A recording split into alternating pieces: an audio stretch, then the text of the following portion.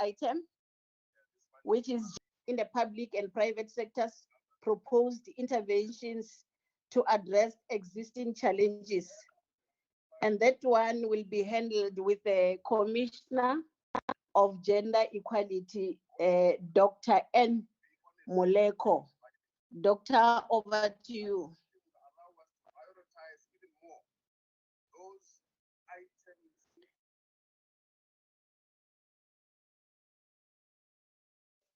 Keji, please unmute. Thank you.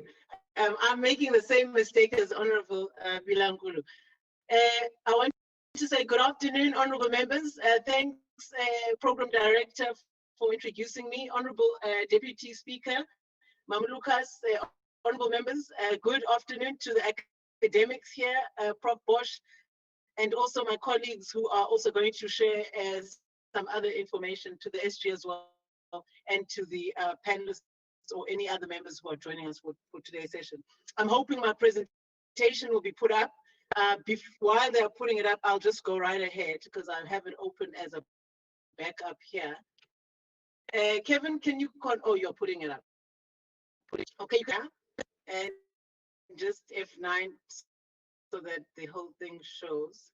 Quickly, just as an overview, I'm sure the many participants here know the mandate exists. It's a creature of the Constitution, particularly Section 187. Is the gender equality across the country. You could go to the next slide. What I want to cover today is key drivers on the economic issues and the economic problems we have are the fundamentals. And we made a CGE submission into the economic strategy that the National Treasury put forward last year. We've also been working on various research projects that I'll refer to in the presentation that speak to how we need a fresh perspective. Our view is that we need to have urgently review how we see things, because the outcomes that the SG was referring to, if you saw those very terrible outcomes, very nice numbers, you know, 10 million, but they're talking about 10 million unemployed South Africans. 7 million of those are not necessarily economically active. You're seeing big numbers being cited, about 32% women vis-a-vis the 28% men unemployed. Women are harder hit. Therefore, in the second bullet, you'll see we saying in the economic strategy, there must be a view, and what we have acknowledged in the third, based on the statistics, if you look at the statistics that the SG has shown, and other statistics or indices that to restructure the economy, fail to structurally transform the economy, therefore the repetition of the now. What that means is that we need to do things differently. And so CGE has come forward to say, if we repeat the actions, if we repeat the policies, and we don't change our legislative prescripts and the outcomes in both the public and the private, we are going to slide, Kevin. The egg on our face is that we have the highest Gini inequality in the world. Highest, that red line there. I don't want to repeat the stats that the SG has shared, honorable members. What you see there, South Africa with the red line there, all those are African countries. We know that they are poorer than us, many of them, but the inequality, speaking to also the issue of gender and wage gap inequality, is a direct contributor to this indice here. You hear a lot of statisticians or economists talking about inequality being high in South Africa. This is one of the performance indicators that tells you that, in fact, what Prof. Bosch is going to show us in a lot of detail is that, in fact, it is so. We have the highest inequality globally, and this speaks to also women are probably the most unequal globally in this country in terms of if you compare us with other countries. But there's other indices that the World Economic Forum looks at around gender, and they look at economic participation. But if you break them down, South Africa is not necessarily doing. If you go to the next slide, you will see that the South African growth story is declining. South Africa is not growing. So we can't look at issues of to income level without looking at the health performance of the economy. We 1%,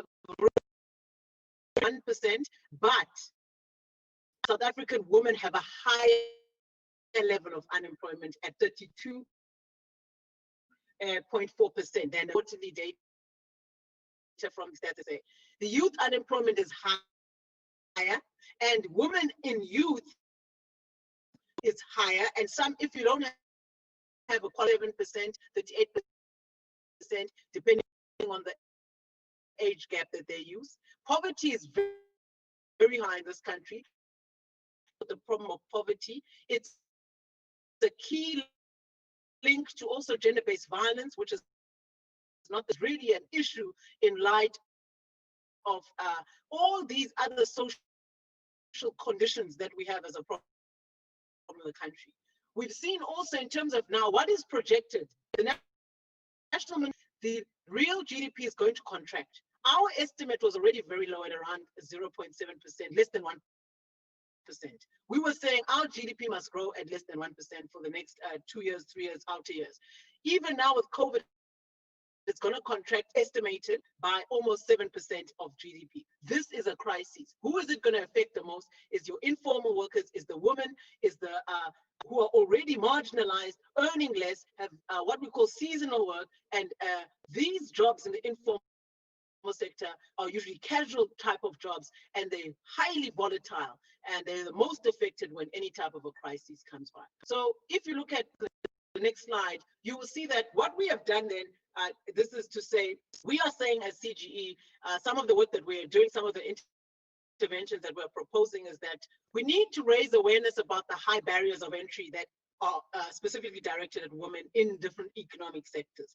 This also drives this pay gap. This also drives the different outcomes in terms of the women participation in both the private and private sector. There are barriers to entry. If we don't deal with those, it will not change the outcomes. So we need to deal with that. The second point is that we need to focus on the massive unemployment, because it's a driver of that massive wage inequality that we see, the Gini inequality that we see. If we have this massive joblessness, it means then, and the women comprise the majority of those, we are really in a crisis, because they're the main caregivers in the home, they're the main caregivers in the house. And we need, therefore, reforms that impact this, particularly in townships and the rural areas. We need to make sure that we target interventions to those who are marginalized. So we, in our economic strategy inputs, have made reference to this. You can go to the next slide. We are therefore saying that there must be institutional cooperation for the collective good.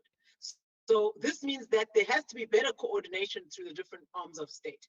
We also want Stats SA to help us in terms of some of the collection of key data that will drive changes in this regard. But that is a discussion that we are going to establish with the necessary institution. If you go to the next slide, you'll see there that all the economic policies, I've averaged here in the slide, the different impact of the different growth rates of the country vis-a-vis the time of the economic policy. So the key driver to average income in South Africa is the GDP growth. How well do we productively increase our output? How well then do we distribute those incomes to the households? And you see there, the GEAR policy, you'll see there there's two columns. One is a navy and one is a light blue.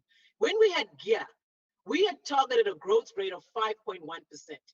GEAR was only able to give us 3.2% on average during that time. We then moved and we came with the new policy that says ASGISA, if you remember the Accelerated Growth Initiative and Skill Acquisition. It only gave us a growth rate of 3.5. It was the highest growth rate. It was a time when we had the Economist as the president, and that's the highest growth rate South Africa has had on average at 3.5%. Now we came to the new growth path and the National Development Plan, which were the policy tools that were in place at that time. What the outcome was at this time was the average growth was 2.8%, and then it declined further in the outer years after the financial crisis to 1.2. This talks to, therefore, that the economic policies that we're probably putting in place are not dealing with the problems on the ground.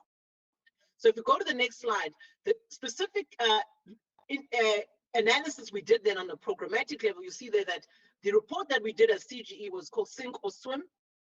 This is the most recent report we've done on assessing the government's economic empowerment programs in South Africa. We looked specifically at the DTI and the Department of Small Business Development. Yes, they have policies that promote women economic empowerment. What we found was that the monitoring and evaluation system shows that there's no systemic assessment and monitoring of these programs. There's no assessment either to show the impact of these interventions. We found also that likely these programs are usually haphazard and inconsistent, and the implementation of these programs is dependent primarily on the institutional delegated individuals, and it's not necessarily at a programmatic level. And the majority of businesses that were funded in these programs collapsed, also because of the inefficient programs that were offered, particularly around the skills and the business management skills. You can go to the next slide. We then said that on this, the program objectives are not clearly linked to the national goals, and the national goals that speak to women economic empowerment. And this therefore means that the effect is that there is not clear policy linkages on the articulation of this. And then the second point that we found was that there was a lack of a capacity within the state to drive these transformational programs, sometimes poor administrative support and lack of effective coordination. The other report that we have done as CGE, you can go to the next slide, is, these are the recommendations. The recommendations on this program specifically, we've said therefore that they must be clearly articulated on the public policy. You will note that there's a public policy procurement bill that is being amended by the National Treasury. Those type of bills should target clear equity targets for all sectors, for all the national departments, so that we ensure that the economic participation of women, which drives income, and also the absorption of women in business and across the different sectors and divides used by the state function, is actually maximized. And you need to have clear time frames, clear targets, and indicators of success in this regard. CGE's role is to monitor that. Of course, Parliament monitors and does the oversight. We just stand as a watchdog to say we are not happy. Probably the more effective instruments need to be used, as we've recommended in this report. The next slide. All the reports that I'm speaking to, we did one on the private sector in 2012 before I joined CGE. We found there's an underrepresentation of women, there's a lack of gender-based programs, and the transformational mindset needs to move beyond compliance to really effective transformation.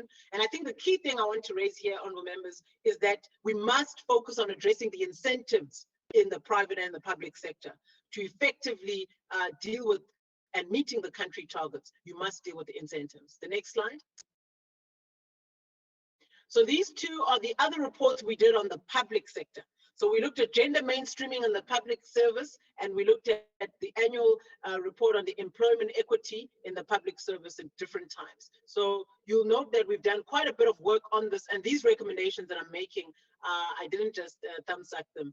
I actually dropped them from the report and some of the work that we are doing. So the tools that we must use, as you've seen, we've already gone to the next slide as I almost come to a conclusion, is that we need to see an increasing number of women who are managing or running or controlling our productive assets in the economy. They will make better decisions for themselves. They will ensure that the gender pay is equal. They will make sure that if the qualification they must be the drivers of this, but also you want to see men who are at the helm of most of these industries dealing with the constructive and the labor market discriminatory policies, because women alone cannot do this. Human resource skills need to be developed. We must have equitable representation across different occupational categories and levels in the workforce. I think preferential procurement is definitely a tool that can be used in this regard, and investment in enterprises that are owned and managed by women. Let's go to the last slide. So what we are saying, therefore, as a last slide, is that let's develop an efficient monitoring framework as the state. The DPME and also AGSA manages the performance indicators. And we're saying that the performance indicators need to speak to some of these targets that have been mentioned here by the SG of ZSA, that will be mentioned by probably Prof. Bosch. These need to be put in some type of a monitoring framework. The Department of Women has come up with a budgetary responsive monitoring framework. I don't think it has been executed to the extent that it needs to be. And the oversight needs to come to say the gender budgeting responsive framework across departments needs to be advanced and used. To monitor that, you need the appropriate indices. And I think that those are the effective tools that can help us see changes. The second point is the economic interventions must talk to the structural inequalities, the labor market discrimination that is existing in South Africa. So our economic measures and tools are not necessarily addressing these problems that exist.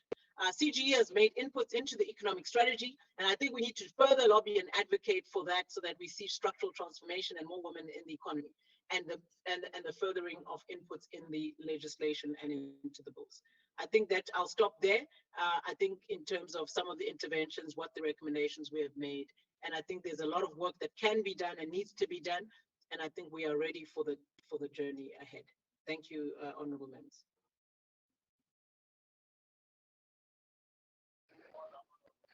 No, thank you very much, Dr. Muliko. Hey, you said a mouthful. You know, this issue of gender equality. I think everyone in this country would love to hear from you. And later we implement whatever you were talking about. But it's just a challenge. You even mentioned the issue of the inequality level that we are as a country. I think that one is a problem because you were saying globally, South Africa is the lowest country to deal with gender inequality. We are aware that South Africa is not growing, but I think also as a country, we need to deal with those things. And the issue of labor market discrimination. Let's proceed, honorable members. The item that is going to be rendered is the presentation on gender pay gap and its impact on gender transformation and recommendations to the legislative sector to advance the gender transformational discourse. And that one is going to be rendered by Professor Anita Bosch. Is it correct, Professor Anita? That's 100%. Thank you very much. Yes, Professor, the time is yours. Thank you. Thank you very much. I'm not going to use the slide deck right now. I'll use that at the end just to summarize what I'm going to be speaking to you about. And so I'm going to start by saying Deputy Chairperson of the National Council of Provinces, Honourable Sylvia Lucas, Deputy Speaker of the National Assembly, Honourable Tsenoli, Chairperson of the Multi-Party Women's Caucus, Honourable Bilankulu, House Chairpersons present, Members of Parliament and fellow participants. Good afternoon. I've been asked to speak to you this afternoon about the impact of the gender pay gap on gender transformation and to make recommendations to the legislative sector to advance the gender transformational discourse. And though this is a massive issue, as you've realized from the other presentations this afternoon, I hope to make 8 recommendations that I think are quite easy, or let's not say easy, but that are definitely implementable. What I'm presenting to you this afternoon draws heavily on one of my more recent publications, which I co-authored with Shimon Barrett, also from the USB, together with a pay gap guide that the University of Stellenbosch Business School and the WDB Investment Holdings brought to the public as a resource to those individuals in organizations that already acknowledge that gender pay parity is a problem.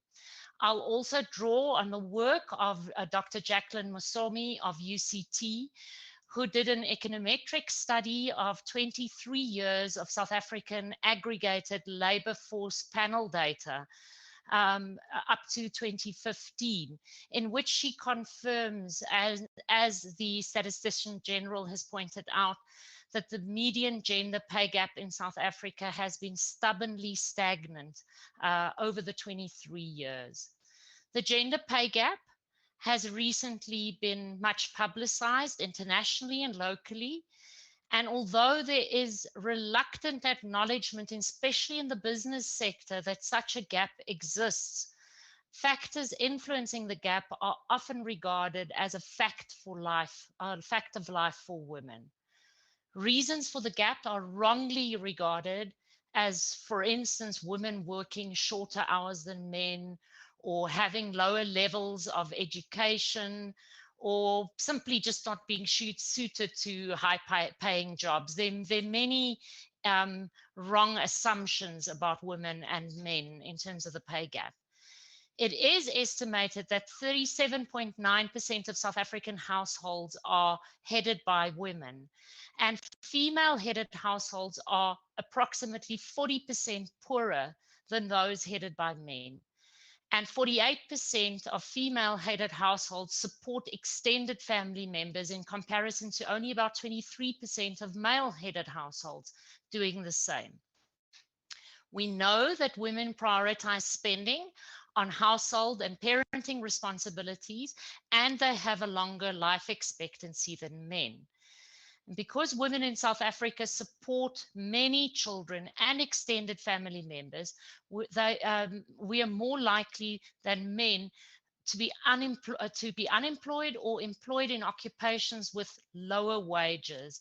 And Lisa Vetten actually states that finding a man and then sticking to him is often as much a matter of economic necessity than it is a romantic choice. Now, this is a terrible statement, really, because it's in this economic dependency that power relations are skewed in favor of men, and where domestic violence, which is alarmingly high in South Africa, may occur and be perpetuated. So beyond the household structure, the shaping of women's identities regarding their societal worth and contribution, as well as access to resources to improve their own and others' lives is really significant, and therefore pay parity is truly significant. It is also said that women are generally more cautious than men, and perhaps relatively risk averse. And whilst this assertion is not true for every South African woman, the more recent behavior of world leaders in response to the global pandemic, such as, for instance, the scientifically informed decisions of Chancellor Angela Merkel of Germany, and the inclusive and generative response of Jacinda Ardern of New Zealand, stand in stark contrast to some of the other more prominent world leaders.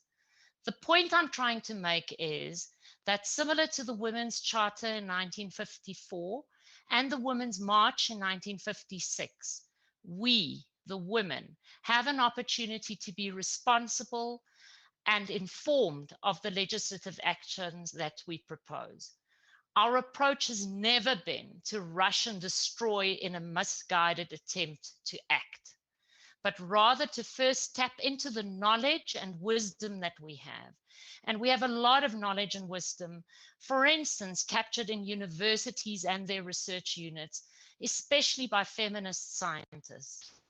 My first recommendation is, therefore, that any legislative action that ensues from the completion of the Women's Charter sector review should properly be modeled and projected through economic, legal, governance, and social science inputs to arrive at an informed pathway of legislative interventions.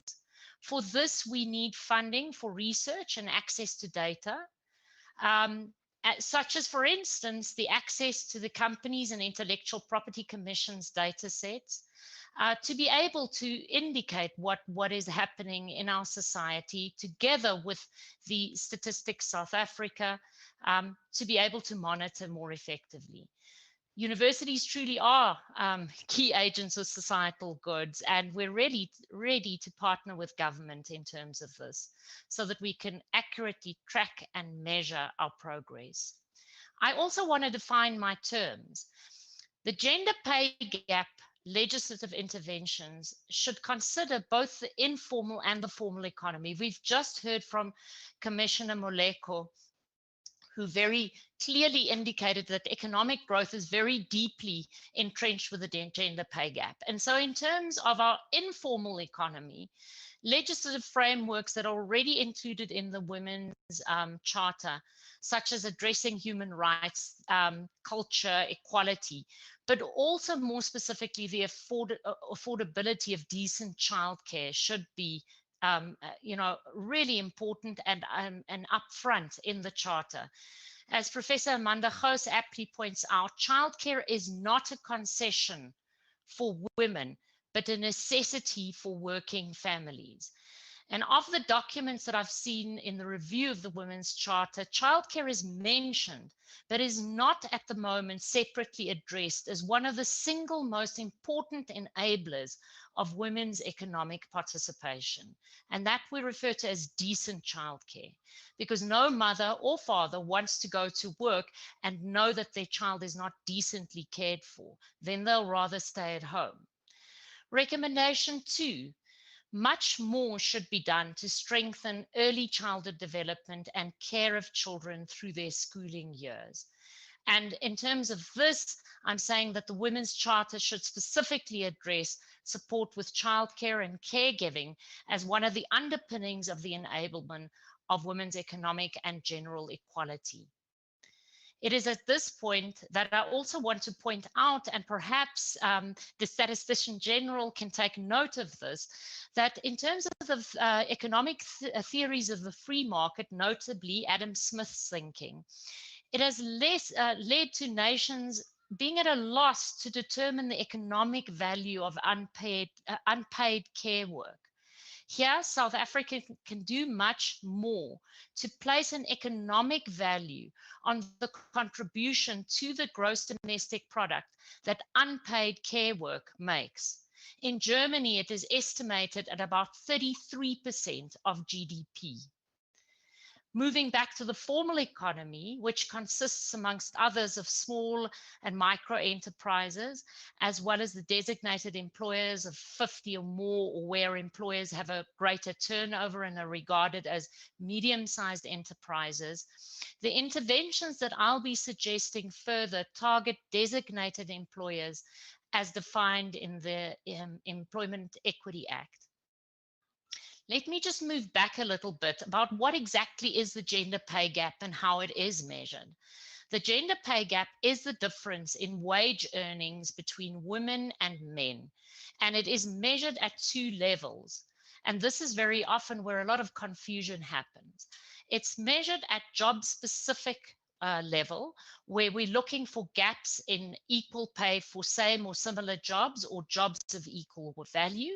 And then it is also measured at the aggregated level, where organizational, industry, sometimes sector or national data over time show wage gap patterns between women and men. So for instance, when the Statistician General pointed out the gap, or Jacqueline Musomi in her study reported that there's a stagnant median gender pay gap at 23 to 35%. These statistics relate to national data. It is not a job for job comparison. Analyses for job-specific pay gaps should happen within companies or across industry sectors for jobs that are same or similar, substantially the same, or not the same job, but of equal value. And that is also stated so in Section 6.4 of the Employment Equity Act. Of importance in, for instance, the Musomi study is that there are differences in the pay gap, and as the Statistician General has also pointed out, in the wage distribution. So whether you're lower earning in the middle sector or in the upper earning percentiles. There is a closing of the gap at the bottom of the wage distribution, which is attributed to the institution of the national minimum wage, especially for those in sectors where women's labor was concentrated. And then the mean gap narrowed from 40 to 16% in 2014, which again is attributed to women's levels of education, which, by the way, if we look at those statistics from the Department of Education, there are more women being graduating than men at the moment in all of the different disciplinary areas. Msomi found that, and that's the greater disciplinary areas such as humanities, science, and education, and so on.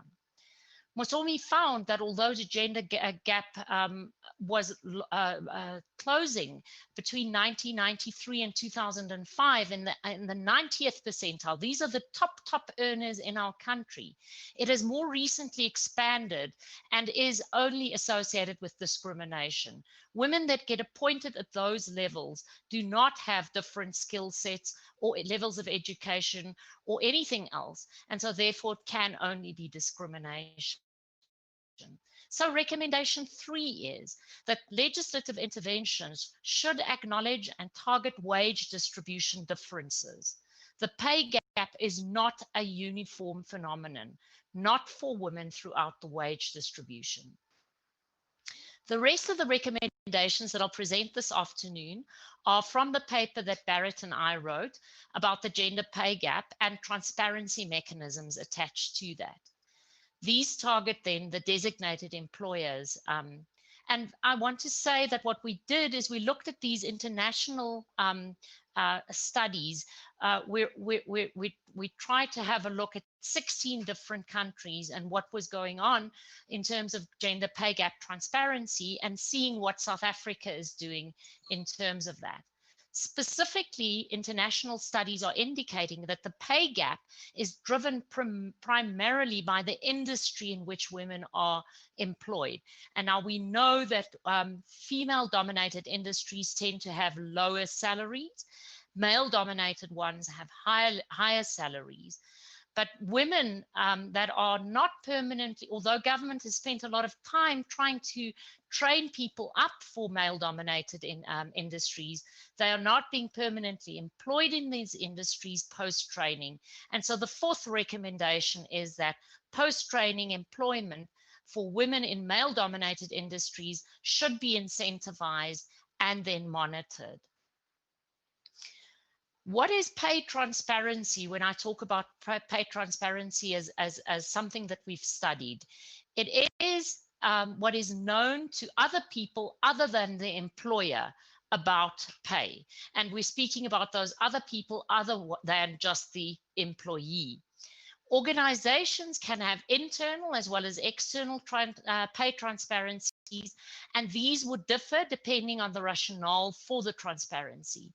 For instance, the public service has a pay framework, as we've heard the commissioner stating, and this pay framework is available to all. So if you apply for a position, you know what the pay scales are. This can limit, pay inequality, gender pay inequality more specifically. But also the public service also has a set of jobs that may remain relatively stable and comparable to those internationally, whilst other industries may not have the same characteristics, and therefore this may interfere with market principles. And so we cannot ask every industry to have a standardized set that's available to everybody beforehand, although greater transparency on that would be quite useful.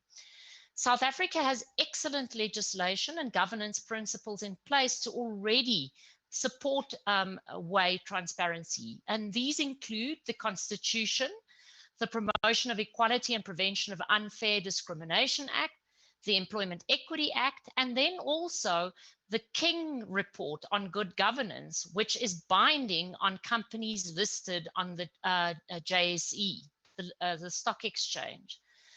So the recommendations that I make this afternoon is based on these comparisons between countries such as United Kingdom, Australia, Sweden, Germany, Canada, Norway, France, Iceland, Austria, Belgium, Denmark, Finland, Italy, Japan, and you might say that these are all industrialized countries, but there was also Peru and India.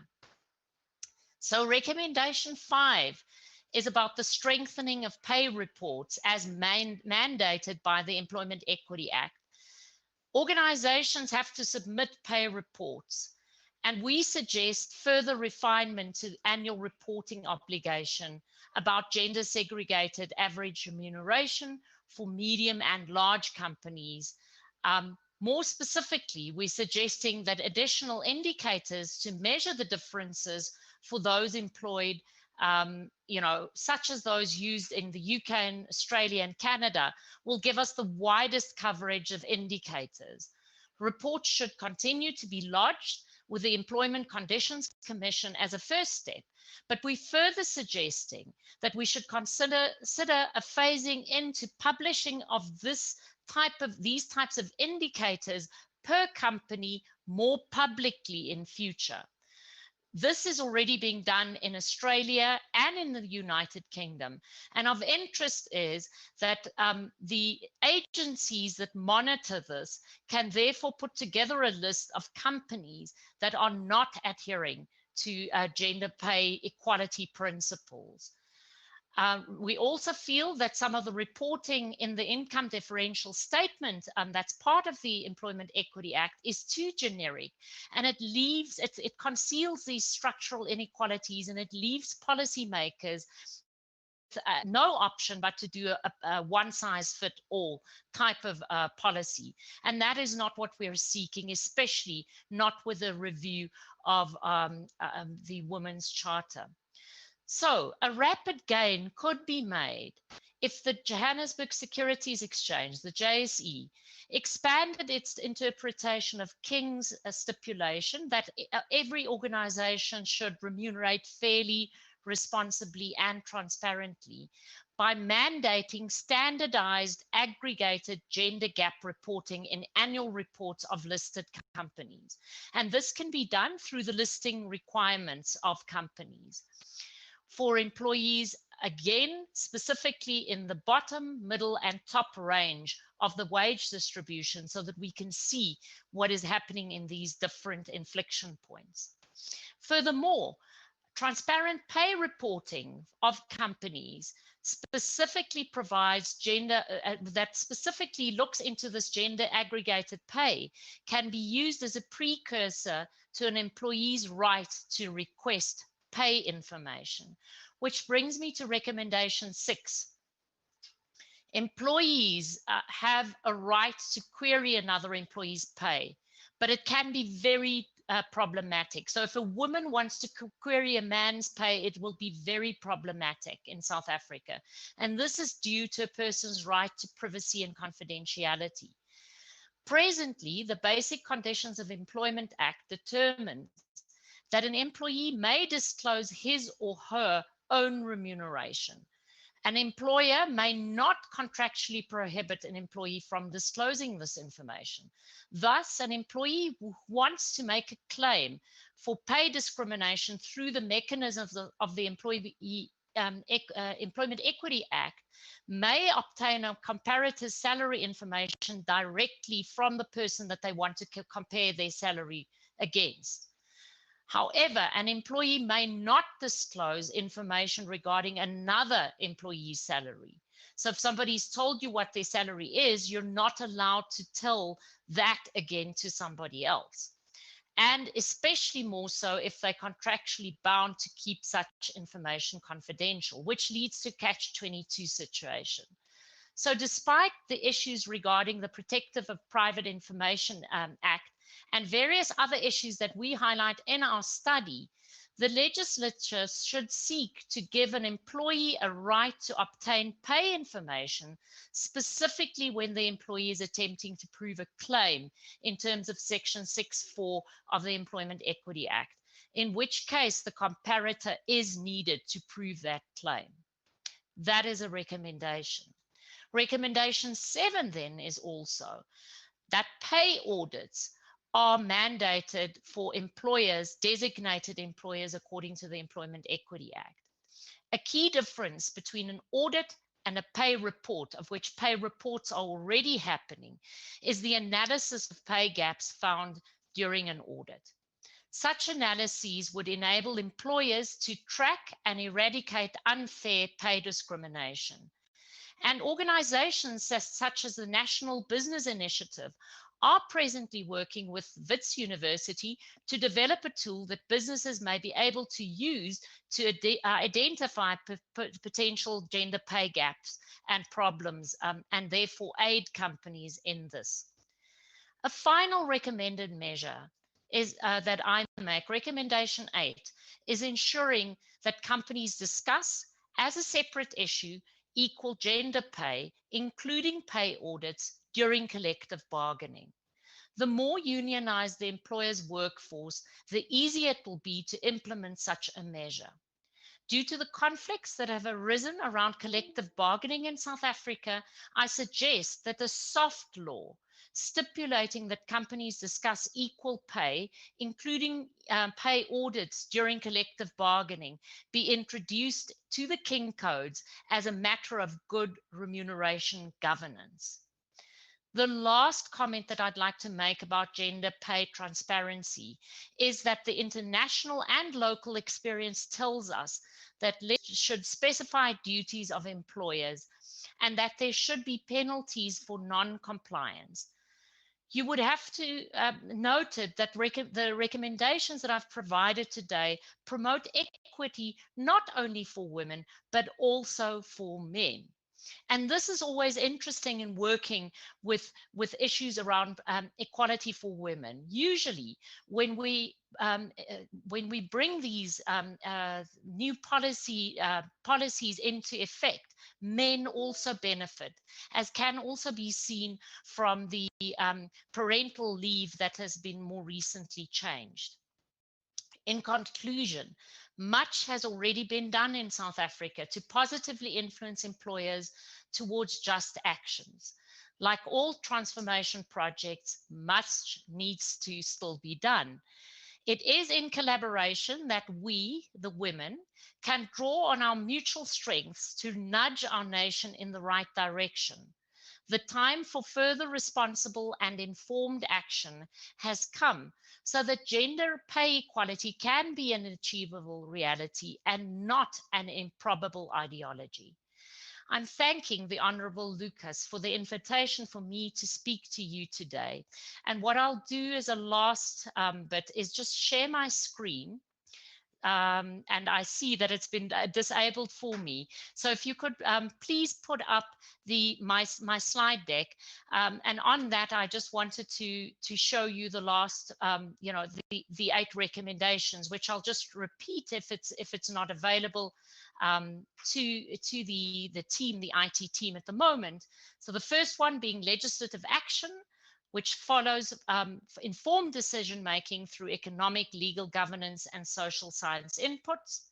The second one, childcare and care work support, as well as the inclusion of unpaid care work as part of South Africa's GDP calculations.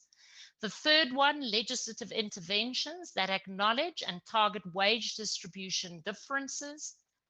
The fourth, post-training employment for women in male-dominated jobs that should be incentivized and monitored. The fifth one, strengthening and standardizing pay reporting, as already mandated in the Employment Equity Act, with progression towards making aggregated pay indicators public in the long term. The sixth one, the legislator to seek and give employees a right to pay information, especially to prove a claim in terms of Section 6(4) of the Employment Equity Act. The seventh, to introduce a requirement for gender pay audits at the level of employers. And then the eighth, to introduce a soft law stipulating that companies discuss equal gender pay, including pay audits during collective bargaining, and that I suggest should be placed into the King Codes. That is it. Thank you very much. Thank you very much, Dr. Anita, for the well-researched presentation. Unfortunately, I was having a problem here of network, So I didn't get each and every presentation that you were presenting to us now. But wherever I managed to be in, I heard that you were saying, and thank you very much. Honorable members, I want to take this opportunity to hand it to my co-chair, who is the deputy chairperson, Honorable Lucas. And I want to thank you, Honorable Lucas, for affording me this opportunity to share with you this program. And thank you very much to all the presenters, the delegates, and all the participants for your working relation that you showed to me. May the Almighty God bless you all. Thank you very much. Honorable Lucas, over to you. Thank you very much, Honorable Namkulu. It was so interesting and so uplifting. But we don't want to waste any time. So without any waste of time, we will go to the next presenter to present on the topic of contextualizing gender pay gap by NADLAC. That will be Ms. NCBC.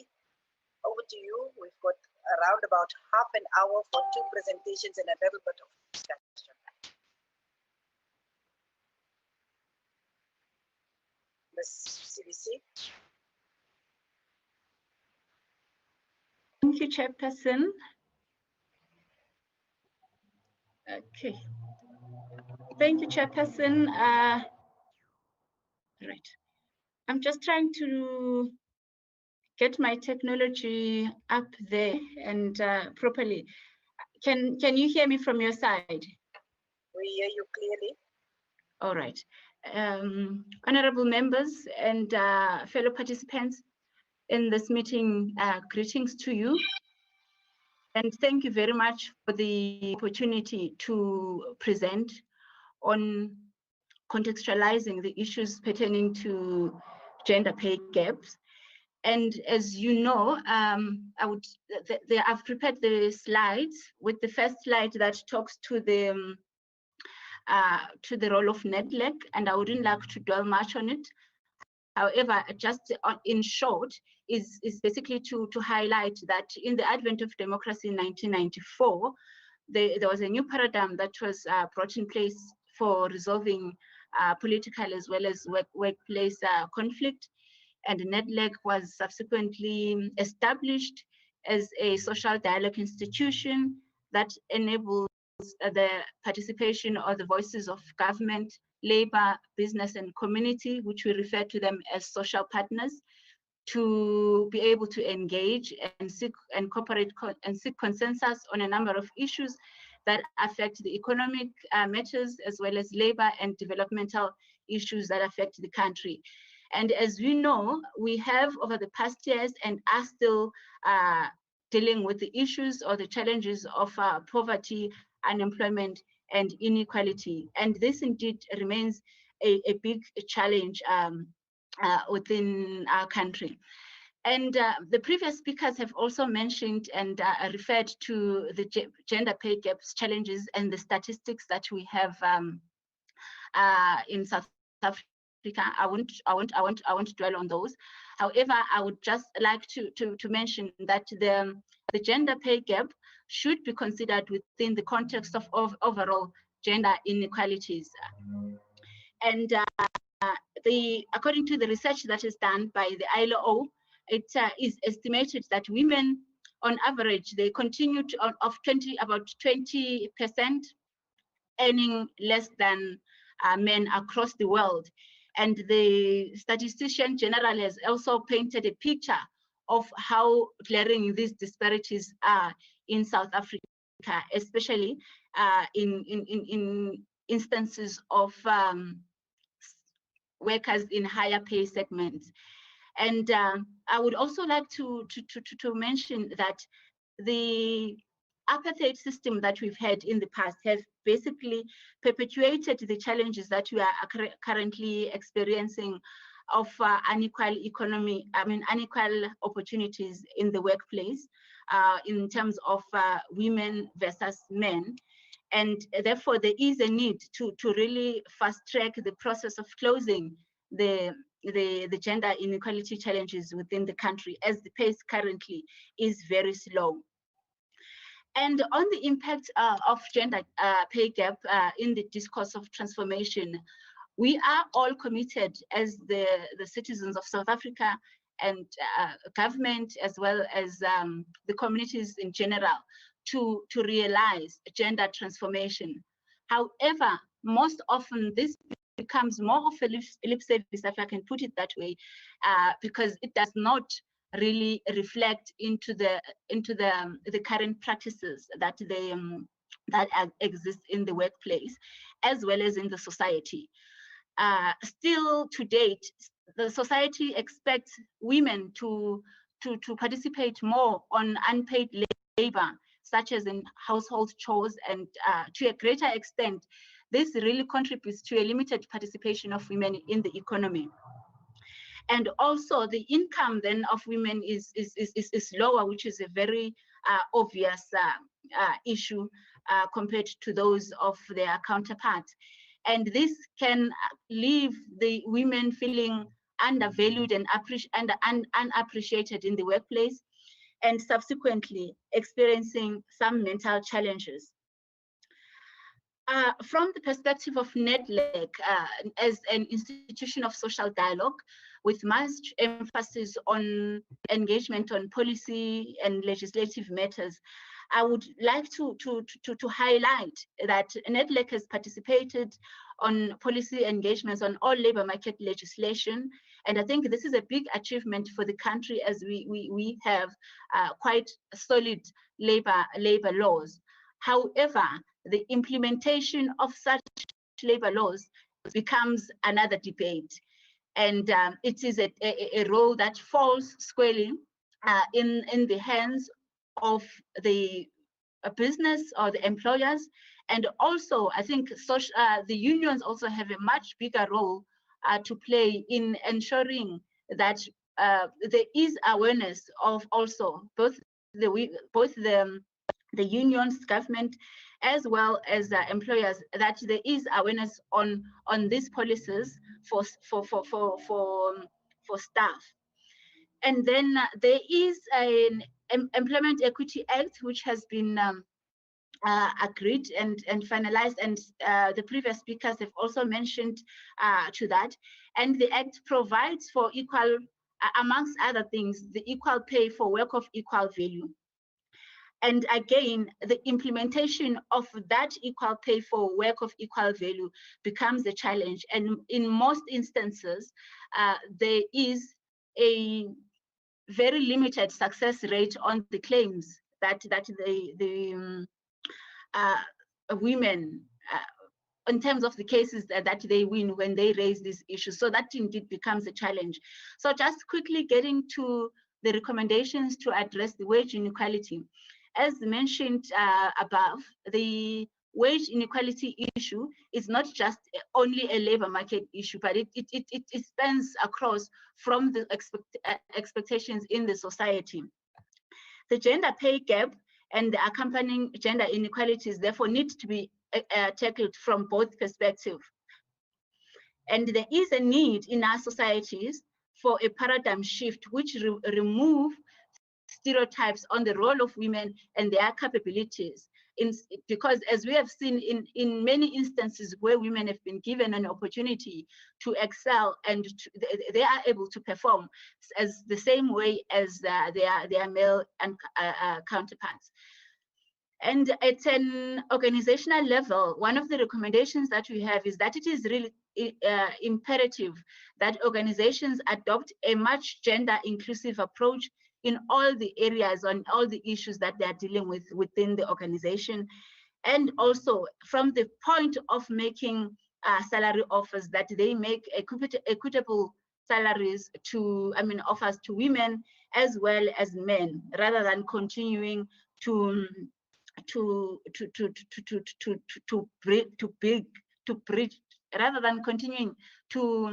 exacerbate that gender pay gap.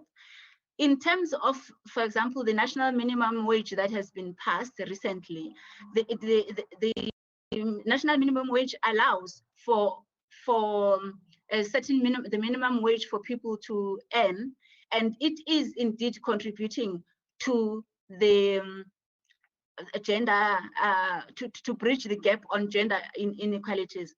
However, again, the implementation becomes very important, and the awareness of workers to being able to say, no, but this is not what I'm being paid, is correct, and to be able to do so without a fear.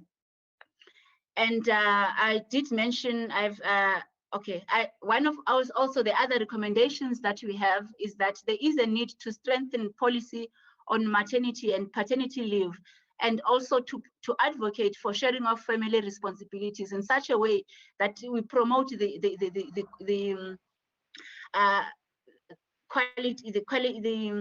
bridge against the inequalities from the gender.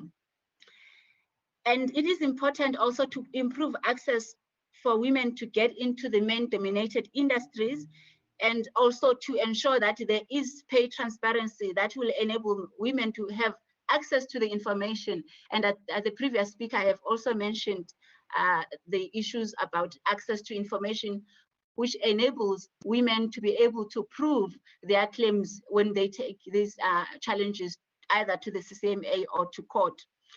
And there is a need for improved employment equity reporting in line with the Employment Equity Act.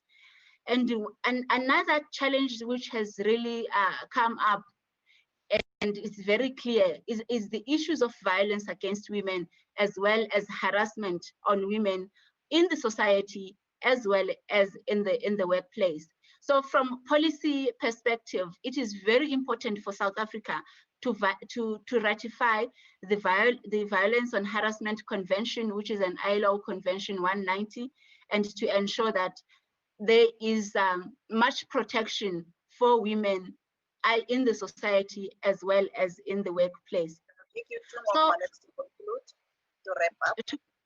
2 minutes, okay, all right. I think maybe since I've got 2 minutes, let me just take this opportunity and just really highlight to say it is indeed important that the issues of gender equalities or inequalities don't just end at the discussions where people talk about them, but the implementation is very important. And indeed, organizations should also be measured in terms of how they are performing and report on how they are performing in bridging these gaps. Thank you very much, Chairperson. Thank you very much. I think the emphasis on a very strong monitoring and particularly monitoring of our implementation is coming up from most of our speakers, and it's definitely an issue. So we will go to our final speaker with regards to the inputs. This is Ms. Mfusi from the Black Management Forum, contextualize the issue of the transformation of the gender pay gap. Thank you very much, Sis Nobunju, CBC, for your very, very informative input. Ms. Mfusi. Thank you, Chairperson, and good evening to the honorable speakers, as well as those that have spoken, and also everyone that's on the call. It truly is an honor as the Black Management Forum for us to be involved in such a pivotal discussion around gender equality and the gender pay gap, which has always been a topical issue even within our organization. Because the Black Management Forum, we stand for the advocacy of Black managerial talent, but also to drive socioeconomic transformation within our country. And we've seen that over the span of our organization, we've always focused around transformation in the context of seeing a lot more people of color in positions of authority within society. But we've realized that over time, that actually the conversation around transformation goes hand in hand with the conversation around gender equality. Because when you look at transformation, those that are disadvantaged the most are actually Black women. And that conversation actually needs to be part of the context around transformation. And that's why as a Black Management Forum, we found it so pivotal and important that we actually start a desk that focuses mainly on the gender issues that we're seeing within our members, but society as a whole. And that's how we started the Women Empowerment Desk, because we saw that even in our organization, we have a lot of female members. But as we tracked their progress, especially within private sector, we saw that the actual growth and development was not as fast as their male counterparts. And there are many issues that plague Black women within corporate especially, is around, first of all, that they're not getting enough attention in terms of career development, because the skills development that are in most organizations don't actually cater to the unique needs of women as they navigate their way through their careers. But also the issue that has been highlighted quite lightly today is around the issue also of sexual harassment, especially in the workplace, which has also hindered women from wanting to take up a bigger role or a bigger place within society, and especially within corporate. And also the issue that is also topical today is around the gender pay gap. And these are the issues that we've been trying to also navigate within the organization in terms of how we can assist our members in this way. But what we found as well is that in the context around gender equality and the gender pay gap is that, especially when you look at, we have many relationships with corporates within the private sector, and private sector plays a huge role in this discussion, especially when you consider the contribution of private sector in the economy, which contributes to roughly about 70% of our economy in South Africa. So it's so important to also include the private sector in this conversation around gender equality and gender pay gap. And the successes that we've seen within BMF around this conversation is around, especially when we work with private sector around these issues, is that the first thing that is very pivotal when it comes to addressing gender equality is ensuring that we see the fair representation within all spheres in society, especially in corporate, where we know that as you go up the corporate ladder, representation of women is far less as opposed to the junior levels. And the success that we've seen is around actually working with corporates in being able to identify Black females that can be placed in positions of power within the organization that can have also an influence into the shape and the direction of businesses, but also to assist in driving the conversation around including women in all spheres of conversation in the private sector as well. And also another thing as well is within the BMF as well, is that we've also done a lot of focus around actually skills development for women, especially in terms of how do we actually assist these women in terms of gaining the prerequisite skills that are needed in order to be able to also take up and occupy positions of senior authority within the private sector, because we have seen that in corporates, there isn't much focus around the unique challenges that women face or the unique lack of skills that women face within their job roles as well. But also, it's very important because the success of gender equality in this country, and also the success of actually the gender pay gap, is also very pivotal in terms of collective ownership, but also collective conversation. And within the BMF, what we had done is that we had started the conversation around transformation, around getting different corporates around the table, getting different organizations around the table in terms of discussing the different challenges within the context of transformation and also gender equality. But most importantly, it also was a platform for the corporates to also share their successes, because we realized that at the end of the day, when it comes to the discussion around gender equality, it's a collective discussion, and we all need to take collective ownership, but we also need to be able to learn and also assist one another in terms of how we can actually leverage off successes that are happening in other pockets of society that can assist one another. So it's so important to actually have that collective space where organizations and companies can come and freely share their challenges, but also freely share their successes as well, that can truly assist others who are facing similar challenges in addressing the issue around gender equality and the gender pay gap. And as the BMF, in terms of what we would like to see more in order to also see the advancement of gender equality and the gender pay gap, is that first of all, there needs to be a huge focus around skills development for women. Because one thing that we have found is that in order for women to be able to take up a larger role in society, they need to be equipped from a skills perspective in order to play a larger role in society. But most importantly, in our drive around transforming the private sector to be able to play a larger role within private sector and take up the senior positions. But also it's very important in the context of the gender pay gap, as been mentioned before, is that it's important to also implement a policy where there is public sharing of the gender pay gap within organizations. And also there needs to be financial measures that are put in place for companies that do not comply in terms of closing the gender pay gap. But also incentives also needs to be introduced to also benefit those that are actually putting in meaningful effort into closing the gender pay gap and contributing to gender equality in society. And also it's also important that we actually set up effective bodies and organizations that are able to effectively monitor this as well, to ensure that companies are actually complying, to be able to see who are those that are actually putting in meaningful interventions in order to close the gender pay gap, but also to create forums in which companies can also come together and actually discuss and share successes and challenges in being able to move forward in terms of closing the gender pay gap and also promoting gender equality in society.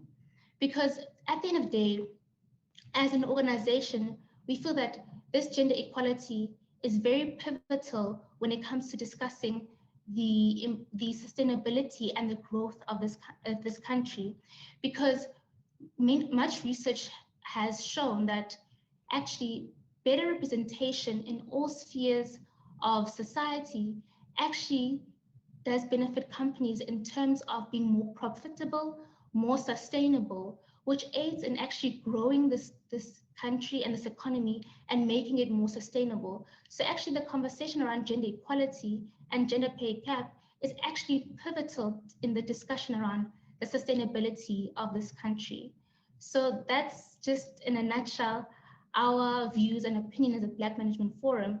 And it's very important us to highlight that this discussion is actually something that needs to be taken collectively, private and public sector, and also the political will, to ensure that we actually get to a point where organizations actually take gender pay and gender equality seriously, and they see the financial implications of not complying, but also that we are able to get to a point where we actually celebrate those who put in meaningful effort to drive this. Thank you. Thank you very much, Ms. Ayanda Mfusi. I was listening to one particular issue that you raised, and it was the issue of capacity building. We've been sitting last Friday with the women of Mangaung and Thabo Mofokeng, and there was a view from one of the women that we have been now capacitated enough. The issue is the lack of opportunities for women to really grow within the different spheres where they can actually be able to be equal, or where they can be equity with regards to the areas of development where we can see real equity with regards to the issues of gender. So that was one important issue that we still agree that in terms of skills development. And there was another issue that was raised by one of the other presenters, and it was the issue of the informal economy.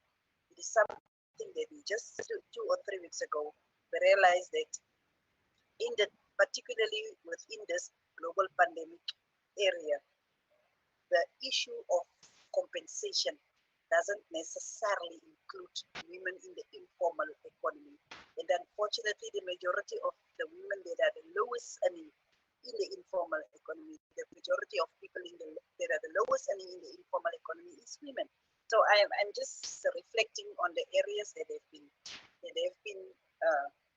actually reflected on. And thank you very much once again to both. I am very encouraged when I see the young women, Dr. Muleko and others, when I see the young women and it is actually give us some kind of hope that with the kind of capacity that we are building, our discussion will not die here. And we will, all of us will persevere up until we see a semblance of equilibrium within the gender space, within the space of equality for male and female equally. So that with that, I want to actually give a preempt discussions, because we are going to give some time for discussions. We will try to use time as economically as possible, but we need to have some kind of input in this very, very, very enriching presentations that we have received today from the ladies. So there is a gadget that says participants. If you want to actually go into the discussion, you can indicate by using the raise your hand function, and then we will have a bit of a discussion. Honorable members, honorable participants, it's over to you now. We know we took a lot of time, but it was so important that we should have the different perspectives that we have received from the ladies. If you are not really going to use the raise your hand function, you can speak if there is anything that you want to say. Honorable participants.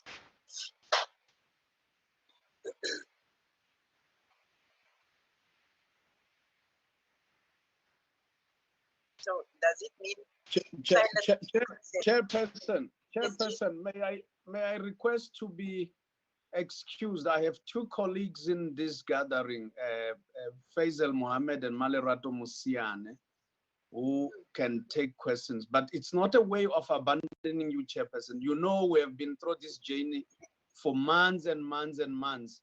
I show no disrespect in this regard. It's just that I have other commitments. No, SG, we really appreciate the fact that you are so committed to this process. And in actual fact, Southern Africans say, scam. I really cannot refuse you because of all the trouble that you go through to make sure, even if you are not available, you will make sure that in the specific area that we are, there is someone that can assist us. So, but that said and done, let us appreciate you 50% now, because there is still another 50% that you must contribute. But we appreciate the fact that you've been with us all the time, and we know that your office will still be with us throughout this process. Thank you very much. Thank you, Chair. I don't see indications of people that want to engage the presentations. Mahlengwa. Mahlengwa, I actually wanted to identify you, but I thought you were not on the platform anymore. But thank you, Mother. We are giving over to you to make your input. Thank you very much, Chairperson. First of all, let me appreciate what a wonderful day we have. What a wonderful, what we call afternoon we have. All our presenters, they are superb. All our presenters, they take us from where and bring us up. But now, let me put just one something that worries me as a woman, as a female, all day, in the workplace, in the community, in everywhere, where you found a discrimination of our women, in the workplace, even in the parties, even in the, yes, in the parties.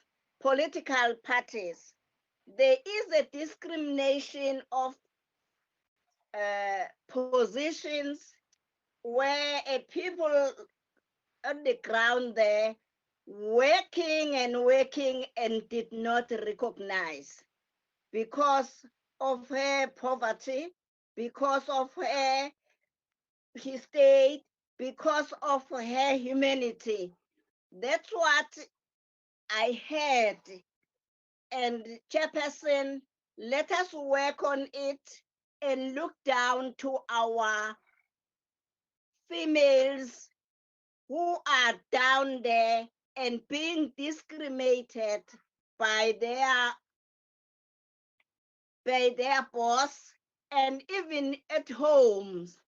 Because when you see this discrimination, it starts at home, at school. Young boys are just pulling. Mothers at Kai, you see, this is your brother. Do this and this to your brother. Let's start from the discrimination. Let us, Chairperson, put this and ask the Department of Education, Basic of Education, to be part of our curriculum, to put this in the part of our curriculum so that we bring our young girls and boys to be a proper human being. I thank you. Thank you, Mahlengo. I don't know, is there any other person that want to make an input? I think any one of our presenters can just actually enlighten on the issues that was raised by Mahlengo, because it's actually at the core or at the root of our challenges that we are experiencing as women, particularly women public representatives and women in society, because I agree that this remains a societal issue. So anyone that want to actually not respond, but actually just want to enlighten more on the specific issue. Honorable Lucas, I absolutely agree. I think as women, very often we are unmuted there. We're very focused on what we perceive to be happening to ourselves, and don't necessarily reflect on how we are playing into that system. And you know, so certainly part of gender transformation is also examining our own practices and some of those issues that we're holding on to, perhaps because we think that is just normal, but we're not investigating and interrogating ourselves about how we act, our assumptions about life and so forth. So, you know, I think this is very much a societal issue, and we as women are part of that society, and sometimes we play into some of these negative behaviors. That being said, that I believe that, you know, especially in the organizations, in educational institutions and so on, more and more, these issues are being raised, and, you know, there's certainly attempts to deal with it. But we shouldn't ourselves step away from examining our own perceptions and our own values and actions in terms of gender inequality. Thank you, Prof. Can we have Honorable Bibi Bayat-Khan? Bibi Bayat-Khan. Is there any reason why you possibly not on the platform anymore? Yes, Bibi. Okay, I need to still learn about this unmuting thing. May I speak? Yes, please. Thank you, Ma'am. I think there's a lot to be said about some of our stubborn, obstinate behavior as individuals, sometimes male and female. because there's a well-established personality in a person with strongly held opinions who don't outsource their thinking.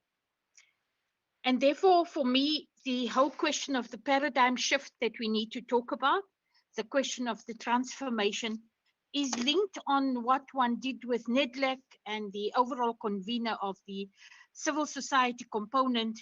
That is very weak. We all talk, I hear all the time, all over, about grassroots and civil society and engagement and NEDLAC. NEDLAC hasn't done much for us in civil society, not with all the bills that gets passed and goes through NEDLAC and is adopted by civil society, without our input, because there's no consultation really for us to give input. I was sent to NEDLAC to deal with issues on civil society components, and that's how I got involved, and therefore I pushed for the 20 Rand minimum wage based on the fact that at that time, the question of the farmers who had come up and were able to lobby effectively for the 150 Rand a day because of the workers. And my conversation was featuring around a woman in a house who has, when the husband comes home, it's all about, I'm the breadwinner, and you just have to comply as a housewife. Otherwise, you get beaten, and the children see all the things that go around. Where that woman doesn't see her value, she needs to be able to see her value. And if she has someone that helps her, she needs to see that woman's value at 20 Rand minimum wage. All of us need to see when that beggar comes that we say to him, maak net 'n bietjie daarskoon and give him a 20 Rand. Give him some sense of dignity and respect. You know, we have such a respect for money. So the 20 Rand minimum wage came from civil society, strongly arguing, and I refused to be at the beck and call of NEDLAC community constituents. You want my input, you call me, and I'll give you my input. But I'm not going to do this work because civil society is not really respected at any time. We are used